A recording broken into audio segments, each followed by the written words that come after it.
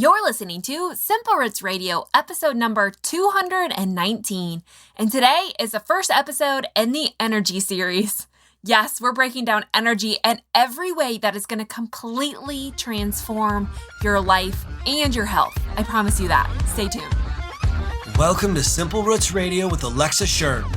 Alexa believes that simplicity in life is the key to achieving true and lasting health. And now your host, Alexa Sherm. Welcome back to this podcast. As always, my name's Alexa, and this is the place to make health simple. Yes, you have come to the right place if you're tired of the confusion and the chaos, and you're just ready for health made simple. Today and all summer long, we are going to be breaking down energy. Now, I know that there is a lot of thought about energy and there's a lot of noise around energy, and sometimes it even feels a little woo-woo. Now, I want to bring this all full circle and just help to break free of all of these negative ideas that we have about energy and step into understanding how we can truly tap into an unlimited energy source to stop blocking energy in our life and truly thrive. This is it. Like, if you've been listening to the podcast for a long time, this is what gets me the most excited because it pulls together not just your body, but your time, your relationships, your perspective of the world. Basically, everything you do in life is defined by energy. So we're going to dive into that. We're going to break it down over the course of 10 episodes, most of which will be taught by me. So I hope you don't get bored by that fact. I only have 2 interviews scheduled throughout the course of the next 10 weeks that have to do with energy. Otherwise, I really just wanted to come on and give you a very fresh perspective of energy and also very actionable steps that you can start to take to change the course of your life. And I promise you it will do just that. This whole topic as it's come together has literally blown my mind.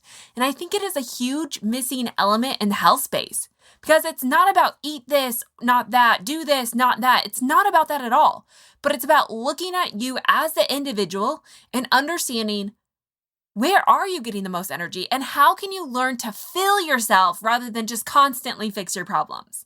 You see, we don't need to be fixed as much as we need to be filled, and that's what I want to teach you inside this series. So today in lesson 1, we are simply going to start to understand and grasp what energy is, how it's affecting our body and our mind and our life, pulling this whole concept together so you can start to really gain some awareness and understanding about what it's doing inside of your body and how you can improve upon this measure as we go throughout the next 10 weeks. Now, we're also going to break down our mindset, our hormones, our immune system, like basically all these other systems inside the body, pulling this all together into one life application that you can take and use forever. Like if this is the end of dieting, I have fully succeeded at the concept in which I feel like health is supposed to be, and that is designed in us as a tool for us to use, not to live for. So clearly, I'm a little pumped up about this session. I have no other announcements because I am not taking any sponsors during the course of this show because this is most important to me, is that I simply get this message across to you and hopefully in the end, it will help transform your life. With that being said, if you want to learn more about these podcast episodes, just make sure you go to the show notes at simperootswellness.com/219 and get more information that we talked about today, as well as the practical application that you can use to really start to transform your life. These are going to build on each other. So if you missed one episode, you might want to go back and listen to it. Clearly, this is the first one, so you haven't missed anything yet. But trying to again, absorb as much information as you can and following along over on the blog to make sure that you get all the practical advice that I can give you on today's podcast. Okay, again, all of the show notes can be found at simperootswellness.com. Also, just sign up for my email list. That way you don't miss a thing. And obviously, the best thing that you could do for me is to share this with your friends and family. I would love to break free, to start a new revival in this health space, to kind of bring the dead bones to life, to let people experience health and its intended measure and its designed purpose for our life. And that is truly to help us live an abundance of health, an abundance of joy, an abundance of happiness, all of the things that so many of us are running to, trying to chase down and cling to as if it's a destination rather than a choice. So we're going to dive into all of that, but please share this with your friends and family. Take a screenshot of the episode. Let people on social media know you're listening to it. Invite them to join along.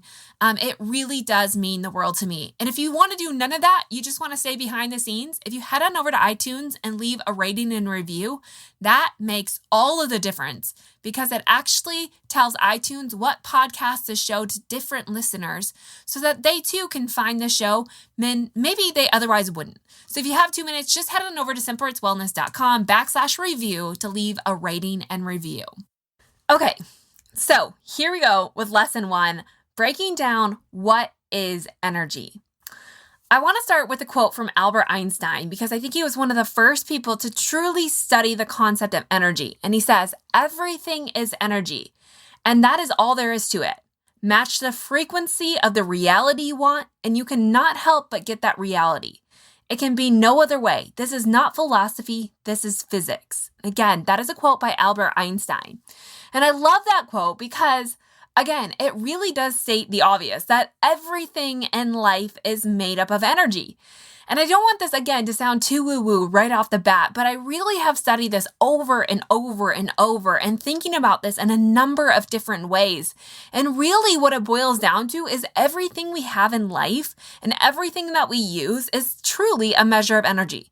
Think about electricity, for instance. That is energy. It's energy rushing through the electrical circuits, providing some electrons to produce electricity, right? The same thing is happening in nearly every single external thing that we're doing, whether it's using Wi-Fi or turning on the TV or radio stations, right? All of those things are using a measure of energy or a frequency in order for us to use those things. The same goes with light and the air that we breathe. All of that is based on frequency and energy. So it's no surprise that energy is a really big deal. Now, I don't want to break this down in the quantum physics definition of energy, and I don't want this to be overwhelming. What I simply want to state in all of these 10 episodes is that we have truly an abundant source of energy. And that source of energy is something that we can either tap into, that we can allow to flow through us, or we can block it. And therefore, we see that many people are living at multiple different states of energy. So just to go back to the beginning and define what is energy, let's just define it. Energy is defined as strength. It's defined as power derived from the utilization of physical or chemical resources, especially to provide light, heat, or work or other mechanisms. The physics definition of energy states that the property of matter and radiation, which is manifest as a capacity to perform work. So energy truly is a state of work. It's how our being, it's how life radiates, it's how life moves, it's how life and our bodies perform. That is energy. Energy is a really, really big deal. If we zoom out and we look at the whole of our bodies, every single cell inside of our body is working based off of a frequency or based off of an energy. And without the right energy, that cell doesn't function or perform as well, right? Think about the times in your life when you felt exhausted, when you felt drained. You can imagine in those times that that's not the time you actually want to go out and do work, right? You're too tired to do work. You're too tired to stand up and walk around or go for a run, or you don't have the brain capacity left or the energy left in order to do the work.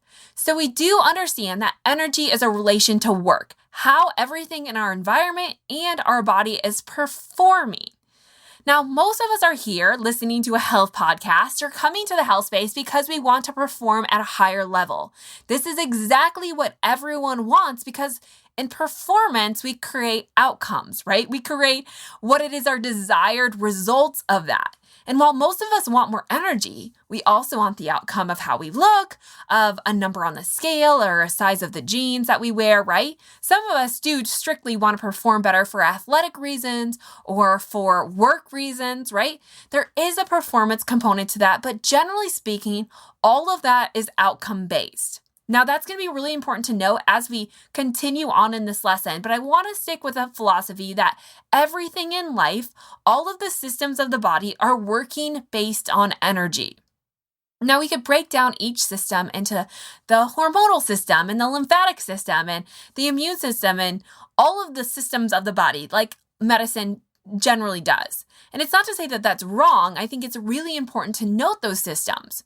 But what I want to get across to you is when we start to look at energy and how our body has energy, then we can start to understand that it's not just one system that's at fault for the symptoms you may be experiencing in your life, but it's all of the systems coming together, and somewhere in that systematic process of your body working, it's lacking energy. Somewhere inside of our body, there's a blockage of energy. And I say blockage because it's not to say that we don't have the energy source. It's simply that many times we're preventing that abundant energy source from flowing through our body. So somewhere at some point, we've blocked energy inside of our body, and therefore, without the adequate amount of energy for your body to perform, something suffers. So let's just look at the hormonal system, for instance, and how it relates to other systems of the body. Now, we're going to talk all about the biological imprint of energy in a second, and this will all start to make a little bit more sense. But just to preface this by saying, your hormonal system does not work independently of other systems in your body. Let's use your hormonal system and your neurological system, something we're going to talk in great depth about. So your neurological system, right, is your thoughts, it's your brain waves, it's your electrical impulses. All of these things are actually greatly influencing the hormonal flow of our body. Yes, our neurotransmitters are affecting our reproductive system. And I know we often come to the table with many people coming with hormonal issues.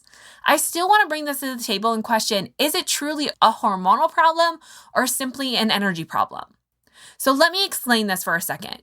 So say we have an energy problem, right? And our body's sending out signals or biofeedback markers that something in our hormonal system is off. Whether we're not menstruating or whether we have terrible PMS or our menopause is going crazy, or for males, we're lacking testosterone. Maybe it is hormones that are more linked to our neurotransmitters like serotonin and dopamine, all of those things, right? We come to the table and we think, man, I just have a hormonal problem. If I could just fix my hormonal problem, then everything could change. But our reality is it's not necessarily just a hormonal problem. Sometimes it's a neurotransmitter problem, like, for instance, the thought process or the perspective that we have excess stress in our life. Did you know that the production of stress or the biological components necessary for the stress response in the body actually take mass amounts of progesterone to produce? Therefore, it could be actually a stress response in your body that is simply causing a hormonal imbalance. And while you don't recognize always the stress response component, you will start to recognize via biofeedback signals that your progesterone levels are off. You might not call it progesterone levels, but you start to understand that your hormones are greatly out of whack, and therefore it feels like you have a hormonal problem, when the reality is you probably just had an energy problem. Now, I kind of feel like I'm talking in circles, and I really don't want to confuse you right out of the gate on lesson 1. What I really want to get across is, generally speaking, every single issue inside of our body, regardless of what system it's about or inside of, it is truly due to an energy deficit or an energy blockage or a lack of energy, more than it is about whatever system is firing, whatever biofeedback signal is coming up. Generally speaking, it always is related to some kind of energy malfunction. Now, what can we do about this? This is where health gets really simple, because I think when we look at all of the complexities inside of the body, we can become really overwhelmed at trying to regulate all of these minute discrepancies that are happening inside, creating biofeedback markers that are symptomatic, that are making you feel bad. But rather than constantly being so involved with all of these complex things that are happening inside your body. Now, I'm not saying that we should dismiss them, but what I am saying is, what if we just provided the energy that your body needed to function at its best? What I believe about health is it's not so much that we need to do for our body, but we need to provide the right environment for our body to thrive. You see, no amount of external stimulus that we can kind of micromanage or manipulate on the outer factor, like how much we eat and how much we exercise and how much we sleep, is necessarily going to change unless we get our energy flow right. We can't micromanage our macronutrients and expect great changes inside of our body without understanding the energy component and how that's affecting us personally and individually. That's why I love the energy topic so much, is because it takes these broad subjects like ketogenesis and what diet you should be on and how much you should exercise and all these different health spectrums that we have or health recommendations that we have, and it makes them personal. Because it says, okay, but what is going to give you energy? And believing that if you just provide the energy your body needs, it will thrive. It will heal, it will do the work that it needs, and it will get back on track. Our body suffers not because of what's been done to it, but because it's lacked energy or it has a blockage of energy to it. Our bodies are amazing, capable beings. Like, I marvel at the fact of what a human body can actually go through and sustain and withstand. I'm currently reading, this is kind of a side note, but I'm currently reading A Man's Search for Meaning. And it was talking about, it's written by a Holocaust survivor, and just even what people and bodies could withstand inside concentration camps is mind-boggling. It's insanely marvelous at how the body adapts to physical constraints that are far outside anything anyone should ever experience and yet still survive. The same thing goes for people who run ultra marathons and Navy SEALs and all these people who are just doing crazy, ridiculous things to the body. And I'm not saying that's always healthy, but it is to say that the body is capable of amazing things. The problem we often face is that we miss the component that allows our body to be capable of amazing things.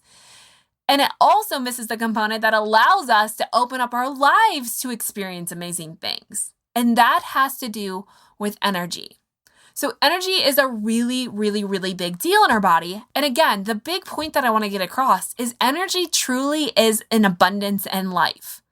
It's not necessarily that it's all coming from within us, which maybe is a more static measure that we all have kind of a set amount of energy in a day. It just depends on how you use that. It's going to change things. But I do believe that there are unlimited sources of energy that are outside of ourselves that really do have an influential effect on how much energy we can provide our body and fill our body with. So this whole series is all about getting you to look at health rather than a series of processes and steps that you have to do to kind of micromanage the outside world, but rather it's an inner approach to understanding, where am I blocking this energy? Where is it stuck or stalled out in my life? And how can I open that back up to create a true unlimited energy flow throughout my body?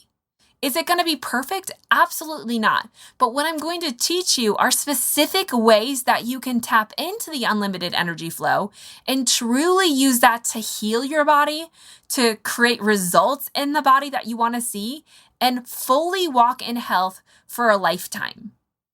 I know at the end of the day, this is not outcome-based, right? It's not to say that we're going to hack into the body to try and prolong life and all these things. What I really want to do and what I really believe is that, yes, we're all going to end in death. That is the reality for 100% of people. It's not so much that I want to worry about when that end date is, but I want to worry about living the most purpose-filled life that we can in the time that we have been given. It is not up to us to control the end, but it is up to us to control how we live and the span of life that we've been given. And that's what I want to help you do, to stop fixating so much on the outcome and start awakening to the life that is here right now, the life that you were purposed for. Not to say that you have to wait to get there or you have to achieve health in a certain way in order to live that purpose. No, it's to say that you right now, as you are purposed here for a reason. It's not about waiting to live that life. It's about living it now and unlocking the energy that you truly need to open your eyes, to awaken your life, to seeing exactly what that purpose is. And so that's what this lesson is about. So now that we've kind of defined energy as the means to do, the means to work, the means to live, energy is life. That is exactly what energy is. And now that we've kind of defined that, I do want to come back and talk about energy on a very practical basis, because we could get into quantum physics and all of this kind of mind-boggling stuff. But let's just bring it back to reality and make this something that you can truly experience and acknowledge in your life in general. So I like to think about energy as a currency. And just like the US dollar, right, there really is no limited amount or no set ceiling on how much of that currency you can acquire. There truly is an abundance or an unlimited source, as many people would believe. Now, some of us, that's hard to believe, and I will tell you, I have not always believed this at all. And I was intended to share my story about this, and maybe I'll do that at the end. But I have really, really, really struggled with the thought process that life and everything in it is scarce and that there's not enough. We should hoard, we should seek. It kind of like whenever we have this scarcity mindset, that is living in fear. That is a blockage, right? You put your own ceiling on, or this own limiting belief that there isn't enough. I call this the legalism side of health, which comes often from a legalistic view of faith. And we're going to talk more about this as we progress into the lessons. But once we start to understand truly what grace is, and we start to truly understand abundance, not in the sake for prosperity, but in the sake that abundance and life and energy and in joy and happiness truly allows us to live, which is our purpose here, to live, to go out, to make disciples, to do the things that we've been purposed for, whatever that is in your life. That is truly what abundance is. It's not acquiring and hoarding onto things, but it truly is living in abundance of energy. Meaning this unlimited supply of energy and this unlimited supply of joy and happiness truly allowing you to fully live. Now, again, I'm going to share my story at the end of how I've 100% struggled with this thought process and truly lived with scarcity, and not just the health space, but in every aspect of my life, and some realizations that I've had to come to and how it's changed me at the end of the episode. But for now, I just want to go back again and look at energy as a currency. So let's just pretend for a moment that energy is like $1. And everything in life that you do, or all the things that you think, which is what we're going to talk about in the next podcast, are having an impact on whether it's taking money or it's inputting money. So let's look at your body and think that your body is like a bank account. And everything that you do or everything that you think can either be depositing energy inside that bank account, building it up, kind of creating that abundance of energy inside of your life, or it can be taking away from that bank account. Now, what we realize for most people is that most people in the space that we live in are actually living at the lowest state of energy, meaning that we're living in energy debt. Our bodies do not have enough energy to go on. We don't have enough energy to supply every cell in our body the energy that it needs to truly thrive. If that's the case, if we're living in energy debt, then what happens, this is what I call survival mode, what happens in this phase of the body is that your body has to start to micromanage and ration off energy to the specific cells that are needed and essential in survival. Now, what's fascinating about the human body is while you believe that every cell is vital and essential, which it absolutely is, not all of them are essential for survival. So what happens in survival mode, or when our body is living in a constant state of stress, you could look at it as, or a constant state of low energy, is our body has to start to redirect the energy to specific cells that are designed for survival. And often in this phase, other processes in our body kind of begin to slow down or shut down. I like to think of survival as a time of hoarding, of conserving, of holding on to, and storing. It's kind of like our body is understanding, hey, we're taking a lot of energy away. Therefore, I must, in order to survive, start to store energy any way I can. Now, one simple way to look at storage of energy inside the body is fat cells, because it is our best place to store excess energy in time of need. What happens when we start to mess around and play around with the line of energy debt, our threshold between energy abundance and energy debt, wherever that is inside of our body, which is specific and personal to you, what happens when we start to play around with energy debt is our body, which is far smarter than we give it credit, is going to start to hoard and conserve and store energy in time of need. So meaning if you just start exerting excess amounts of energy, regardless of how much you're consuming, what your body is going to do is it's going to start to conserve and hoard and hold on to the energy that you do provide it, but often in what we consider a negative way. Fat is not bad. Fat is survival. A lot of times we need to give more credit to fat because it is a protective mechanism of our body. It is keeping us safe and it is keeping us alive. Now, we might not like it, but the only way we're going to change it is not to hate ourselves healthy, because no one in the history of the world has done that, but it's to start to love ourselves for the process of survival that it provided and start to understand how we can come back in and love ourselves well. This is the only way to change.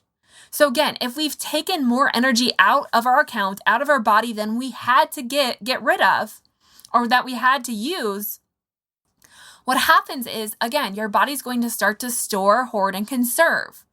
Now, if this becomes extreme, what happens, and you're not consuming the food on the other hand, right? Maybe you're really sick or you struggle with some kind of eating disorder and the fact that you're not eating enough or you're bulimic or anything like that. What happens is your body will tap into those energy reserves and it will have to use them to maintain the necessary level of survival to stay alive. And so you will notice that your weight starts to go down. Some people can become really, really thin, sickly thin, all because the body is truly needing to tap into those energy reserves of the fat cells and use them. However, the majority of the time, people are living in energy debt without any true need of energy to be burned up. Meaning these are the people who are just living in energy debt because their life is overly stressful. They're living in low energy levels because it's been blocked somewhere along the way. They're just not understanding that health is about energy. And therefore, they're kind of doing all of the right things, but they're not seeing any results. And oftentimes this, again, is just because of the low state of energy that we've learned to live in. And what happens here is that regardless of all the right things that you do, your body is still living in survival, meaning your body is still storing, hoarding, and conserving as many things as it can, and it's truly preventing this unlimited abundance or this unlimited flow, allowing you to achieve lasting health like you really want to achieve. And so if we're living in a state of survival and our energy isn't being burned up, we actually will see in this point of our life that we feel more exhausted, we're probably gaining more weight, and we just tend to have more symptoms in general, again, because of how your body is diverting and rationing energy. So we don't want to live in an energy deficit, and what so many people are is living here. Energy debt is considered the prime place or survival for sickness, for illness, for injury, for weight gain, for depression, for anxiety. All of these things tend to flow and become aggravated in energy debt. Now, on the other hand, we have energy abundance, and this is what I truly believe is thriving. When we have a true amount of energy abundance, it means that our body is not exerting mass amounts of energy to get healthy, because that's not truly healthy. And why, if healthy things create a lot of stress in your life, I kind of sometimes argue, is it really worth it? But if we're truly living in a thriving state, we have unlocked the abundant energy potential that is of life, that truly is of health. And it's here in the state of energy abundance that we can start to see our body's immune system thrive. We start to see all the cells in our body rev up and work and function at its prime. We see cells turn over. We see detoxification happen. We see cleansing and deep healing. But we also see this extra energy that we built up in time of survival start to shed, because we recognize in thriving that unnecessary amounts of weight are actually causing more harm than good. And so when your body starts to truly thrive, it feels safe and comfortable, it will start to shed the extra weight that it just stored in case of that emergency, in case of the time of survival. It starts to let that go because it starts to feel that you have enough energy that it no longer has to store that energy. So I hope that's all making sense. Again, looking at your life as an energy bank account.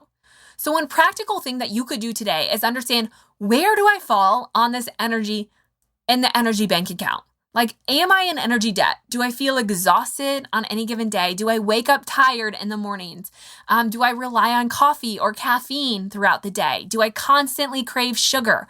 Am I too exhausted to go on a workout? Do I just want to come home and binge on food? There are lots and lots of symptoms and signs that you're living in an energy debt.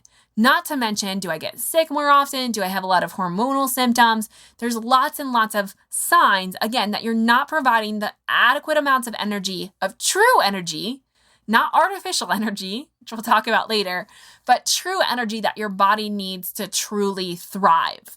On the other hand, if you're thriving, more than likely you're listening to your body. You can work out and do specific workouts based on how your body feels. You're probably sleeping well. You wake up feeling rested. You don't struggle from brain fog. You don't have irrational cravings. You don't need caffeine. You can consume caffeine for pleasure, but it's definitely not a need.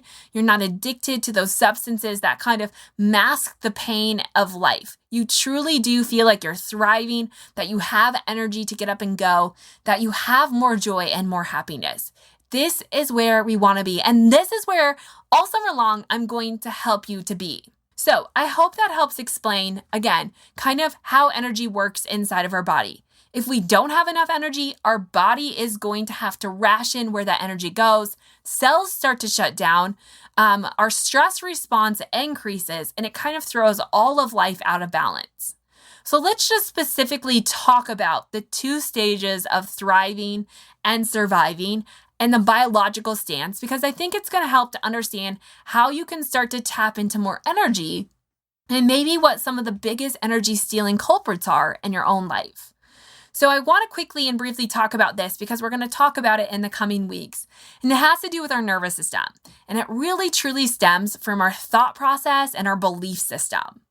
Now, next week, we're going to dive 100% into the thought process and beliefs and why these are the number one consumer of your energy levels. But we really do, in order to understand energy, we need to understand how our body is responding to start to grasp what things in life are maybe giving you energy or taking energy away. Now, again, I don't want this to be confusing or like you're drinking out of the fire hose of knowledge. I really, really hope that you're starting to kind of look at life differently and start to see health in the view of not do this, not that, eat this, not that, and really starting to grasp how it is just truly providing energy or what's taking energy away. So inside the body, we have two states. We have the sympathetic response and the parasympathetic response. Yes, these could be much more complex, but it all has to do with the autonomic nervous system, meaning these are the things that are unconsciously happening. They're not necessarily in our control. However, we're going to find that we do have a lot of control over which state our body is going into. Now, we have the sympathetic and the parasympathetic nervous system. The sympathetic nervous system is our fight or flight response. This is truly our stress response. It is 100% needed in the body because this is our survival mechanism. This is what keeps us alive. Unfortunately, many people are camping out here. Like we're living our lives in sympathetic state, and some people truly can't identify how to kind of relax and let that fire go. But what the sympathetic state does in the body is it tells our body that there's a perceived threat, that there is an unsafe environment. And often this is just due to stress in life, whether it's work stress, family stress, home stress, diet stress, body stress, whatever is stressing you out. Anytime we have a perception that there is a stress in our life, our body switches over to sympathetic state. And our sympathetic state, again, is our survival mechanism. It starts releasing cortisol like hormone. It starts releasing hormones like cortisol, which stimulate an immune response. It increases inflammation and kind of shuts down other healing processes of your body to ignite a drive for energy. We often see adrenaline in this space, and in the short term, that's a really good thing. Because say, for instance, we are in a stressful situation that we need energy to get away from, then our body has the capacity to do that, right? It gives us that quick get up and go to get away. Unfortunately, most people's stress response requires no energy. In fact, most people's stress response is taking mass amounts of energy. And therefore, in this response of sympathetic mode, it really is stealing and zapping tons and tons of energy. Let me just give you an example of this. Think about fear, for example. What happens when you allow yourself to live in a fearful situation for too long? Say you're watching a scary movie. Generally speaking, your heart rate goes up, your respiratory rate, you might start sweating, shaking, right? Our entire body becomes heightened. Our entire biology really starts to tighten and tense up. And inside a stress response, what we see happening in our cells is our cells also start to tighten up and they start to almost kind of close off to protect. It's self-isolation, it's self-protection. So when we're watching a scary movie, we might feel that. You might also feel a rush of adrenaline that causes the jitteriness, that maybe makes your leg bounce. We can see a heightened response inside the body. But what happens over the long haul, if we constantly live in the state of stress, is that we're starting to feel and exhaust our body because it takes mass amounts of work in order to experience fear, in order to experience any kind of stress response. So you might find after that scary movie, while you might still be heightened, you might actually be exhausted after the fact. The same goes for like stressful situations. Say your boss gave you some really bad feedback. It's exhausting to hear that. Or you got in an argument with someone, or you're feeling bad about your body. Think about the negative things that you think about in any given day and think how exhausting those things are. Now flip that to the parasympathetic mode. Our parasympathetic mode is the other state of the body. It's either or, it's not both, it's one or the other. So we're either in sympathetic or parasympathetic state. Our parasympathetic state is our rest and digest phase. This is where our body can do the healing. This tends to be where we have more of the abundance of energy flow. It's where our body is working together and trying to heal and harmonize. All of these things are happening in parasympathetic mode.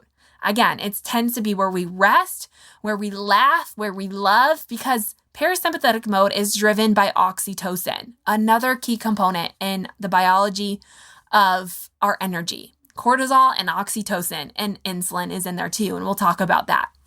But oxytocin is our love hormone. It's connection. It's thriving. It's loving. It's living life, right? All of these are signs and symptoms of living in parasympathetic mode. Parasympathetic mode is the designed state of the human body. This is truly where we see health start to take shape. This is where our body heals from all the invaders that it might come in contact with in a day. It's where it does its rejuvenation, where it does its cleansing, where it allows you to experience deep sleep. All of these happen in parasympathetic mode. Parasympathetic mode is the driver of energy inside of our body. It is the abundant energy flow that we want to be in. Now, again, we're either or, right? Based on the perception of what's happening in life, we're either living in parasympathetic mode where our bodies is resting, it's relaxing, it's digesting, it's thriving, it's cleansing, all of these really positive things that we want to experience. And we can feel this. Like, think about the last time that you were with friends and you just laughed and you had a great time. You probably felt this abundance of energy. You probably felt alive and happy and joy-filled, right? All of those are signs that you truly are experiencing energy. It energizes you rather than take away energy. We see the difference, right? We're either living in fear, which is energy zapping. It takes a lot of energy. And I worry that a lot of us are spending a lot of energy and time on things that are only hurting us. rather than moving our lives more into the parasympathetic mode. Recognizing and perceiving life in a different view can completely change the entire cascade of what's happening inside of your body and therefore completely changing the outcome. Now, I know a lot of people think that we can just hack into these systems, that we can just hack into our action steps and create behavior modification. But the reality is that our autonomic nervous system is being run based on our belief system. And no amount of us hacking into our thought process or hacking into behavior change is truly going to change how our body responds over the long haul, because our autonomic nervous system is mostly driven by the subconscious mind, meaning what we've done and what we believed over the course of our life. Yes, we can shape our beliefs, which is how we're going to change this whole process and create true transformation. But over the course of our lives, what we believed has become the response inside of our body. And our beliefs are coming from stored memories. They're coming from DNA, so things that have been passed down from generation to generation. Stored memories, what we've learned or what we've chosen to believe in. So this is where the whole faith component comes in as well. All of these things are creating our belief system. And ultimately, the majority of our life is lived based on our belief system. So no matter how many times you try to hack into your behavior modification, no matter how many times you try to change your diet, our reality is if you don't believe in that change and you believe it for good, what happens is you're actually just draining your body of mass amounts of energy. So all this to say, if you're coming about health in the wrong way, what you're actually doing is having the opposite effect of what you really want to experience. If you're coming about health and I should do this, or I have to do this, or I need to make these changes, I just need to cut calories, or I just need to let go of macronutrients, or I just need to work out more. All of those things are driven in fear. All of those are outcome-based ideas about what health is, which is actually the exact opposite of what health is. That is not health. Health is tapping into the unlimited energy source and recognizing your body as good, as a source of life, as a source of energy, and more than that, a tool to go out and live your purpose. It's not, I'll be healthy when I can run 3 miles, or I'll be healthy when I quit sugar. No. That's not health. That could be a part of your health story, but it's certainly not the definition of health. And this is really important to note, because I think that we waste so much energy waiting to get healthy and chasing down health that we fail to use that energy and channel it in the right direction that actually allows us to experience health right here, right now. We can't wait to get healthy because that wait will never end. It's a never-ending vicious cycle that people constantly chase, because in the process of chasing health, what you're doing is reminding yourself that you're the problem. And whenever you're the problem and you start to look for a solution to fix that problem, you miss the very thing that is going to fix that, and that is in filling. If we stopped focusing so much on what we needed to fix, which takes mass amounts of energy, and we channeled that into how can I just support my body, love my body, treat it with respect, and fill it with energy, that completely changes the game. And guess what? It's so mind-boggling simple. Like, it's so simple, it's so freeing, and it's so healthy. This is truly where our body learns to thrive, is when we can respect it, when we can love it, when we can trust it, and when we can see it as the source in which healing comes. So I know this is a lot, and I don't necessarily want to keep going, even though I could talk for hours and hours and hours about this. That's why it's going to get broken down into 10 lessons. But what I really want you to get from this lesson is that energy is truly an abundance in our life. We have mass amounts of energy, definitely enough energy to truly thrive. The question is, are you blocking that energy? Are you stopping that energy from radiating through your body and really experiencing health and healing? As Albert Einstein says, energy cannot be created or destroyed. It can only be changed from one form to the other. And this is the one thing in life that we have the power to control. Again, we have no control over the outcome ever. We have to let go of the outcome-based thinking, and we have to come back to understanding, okay, what right now, right here, can I do to transform the energy that's within me? Can I let go? Can I release the blockages that are stopping me and keeping me here and truly change how the energy is being perceived inside the body? This is what we have control over. And what we know about this is where you focus is what grows. So I want to leave you with some thoughts that I want you to think. And I know I said these are like practical solutions, but this is really, really important because the first step in anything that is going to create change is awareness. We have to be aware of where we're blocking the energy in our life and how much energy that we have. We have to start to be aware of really just energy flow, because I think we miss this, right? We don't hear a lot about it. And sometimes when we hear about it, it sounds really woo-woo, but really starting to pay attention to energy. When do you feel energized? Where do you feel like energy is lacking? Like what things in life are stealing energy from you? What things make you feel exhausted and tired and stressed? All of those things. Like start to pinpoint in life, am I feeling energy or am I taking it away? Or do I feel a lack of energy? It's not to say that we have to fix this right now. We will get to this all summer long, I promise you. But it is to say awareness is the first step. So kind of starting to identify in the bank account, am I living in energy debt or energy abundance? Now, next week on the lesson, we're going to talk about energy in the mind. And our mind is actually our biggest consumer of energy in the body. Again, we kind of talked about that in like the sympathetic versus parasympathetic, the love versus the fear, right? If you're feeling loved, if you feel seen, if you feel known, like that's energizing, right? There's nothing more energizing than feeling and being in love and laughing with other people. Like that truly fills your body with energy. On the flip side, stress, fighting, arguing, living with anxiety, that is draining. That is exhausting. So I want to ask you this as we go into the next question. I fear that a lot of us are putting a lot of energy and focus into the weakest part of ourselves. Like we put a lot of time and energy into demeaning ourselves, into talking bad about ourselves, into hating our bodies. A lot of time and energy is wasted on the weakest parts of ourselves and defending those aspects that we then don't have the energy, or we've blocked the energy in order to truly see ourselves in a new way. So I want to ask you this. Do you feel like you are protecting and defending the weakest part of yourself? I'll say that again. Are you protecting and defending the weakest part of yourself?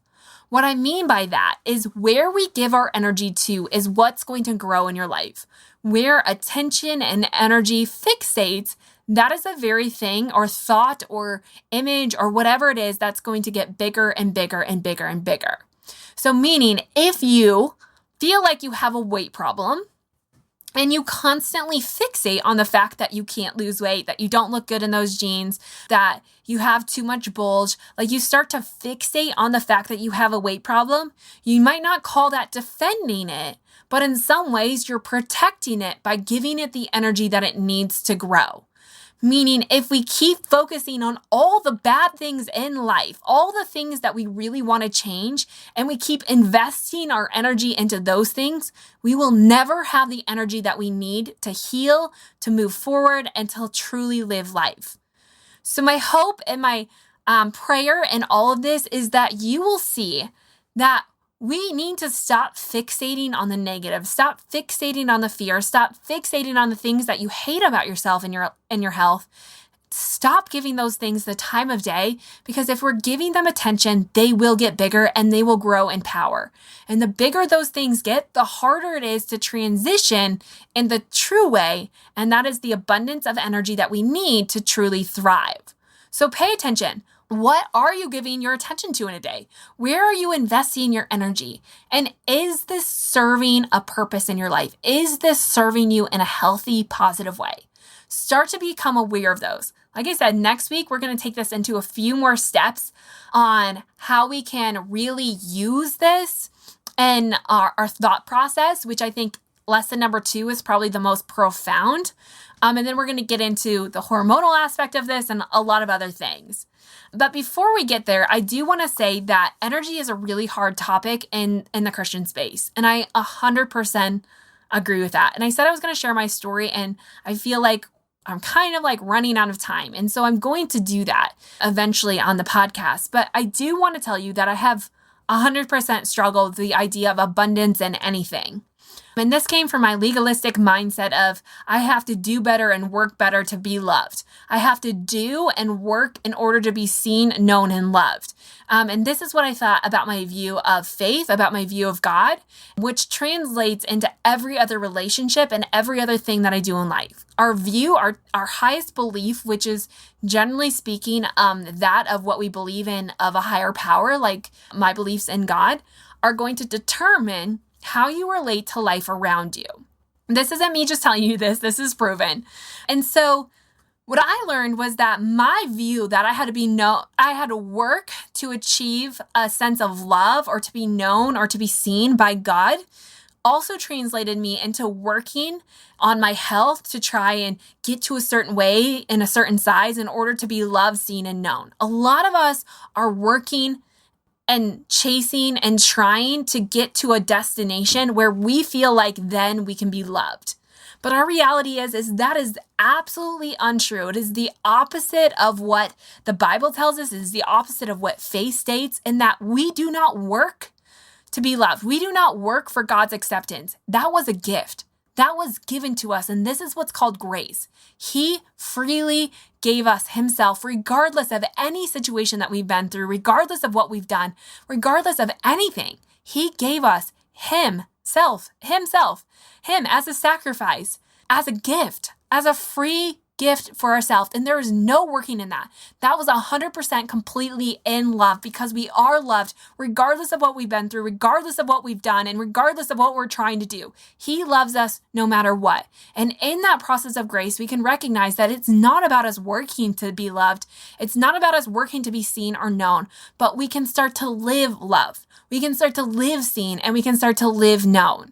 And this is freeing. At least it was for me. In fact, my entire view of my life changed, because I have always worked for attention. I've always worked to be seen, known, and loved, and it has never worked out. Just let me remind you, it has never worked out in my favor.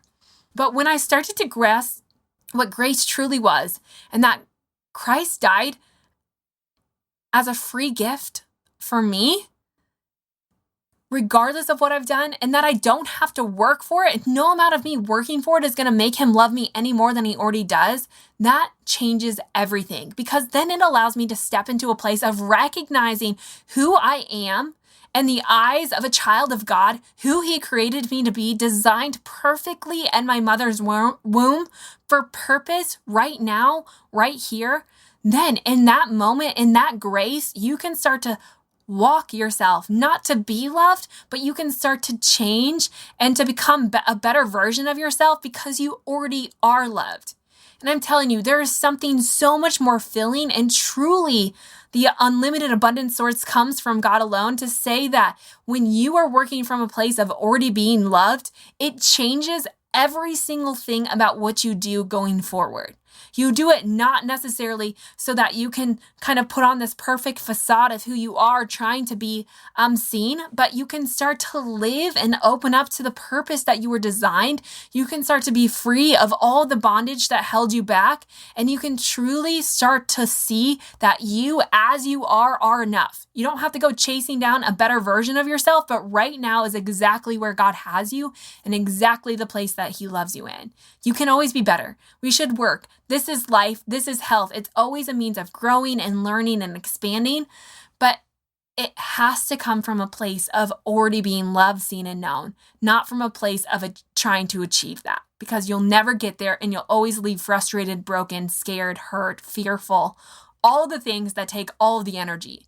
When you're already loved, you tap into the abundant energy source that you need to continue walking forward in your purpose on life, and really to open you up to see life.